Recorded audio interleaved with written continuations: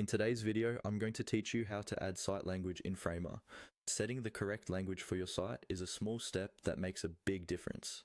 It helps with accessibility tools like screen readers, improves SEO, and tells browsers how to handle things like spelling and grammar.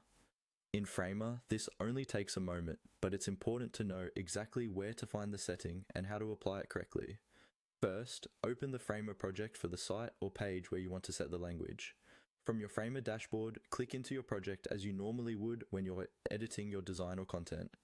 Make sure the right project is open, especially if you're managing multiple sites, because the language setting you're about to change will apply to this specific site.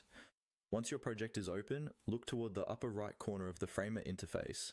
You'll see a small settings icon, usually represented by a gear. Click on this icon. This will open the project settings panel, which is where Framer groups together important configuration options like domains, SEO, publishing, and in this case, language. Inside the project settings view, take a moment to look for the language section. The exact position can vary slightly as Framer updates its interface, but it is typically under general or site-related options. When you find the language drop-down, click on it. A list of available languages will appear. Scroll through and select the language that best matches the primary language of your site's content. For example, choose English if most of your text is in English, or pick another language if your audience is primarily using that language.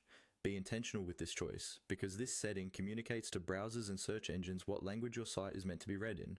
If you're serving multilingual audiences, you would still choose the main language here and handle additional languages with other techniques, but the site language setting should reflect the default.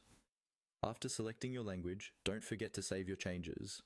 Look for the Save button in the project settings, usually at the bottom or top right of the panel, and click it.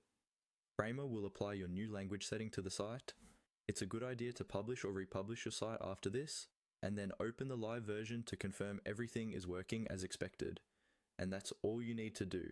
By opening your site, heading into the project settings, choosing the correct language, and saving, you've made your Framer site more accessible, more professional, and better optimized for your visitors.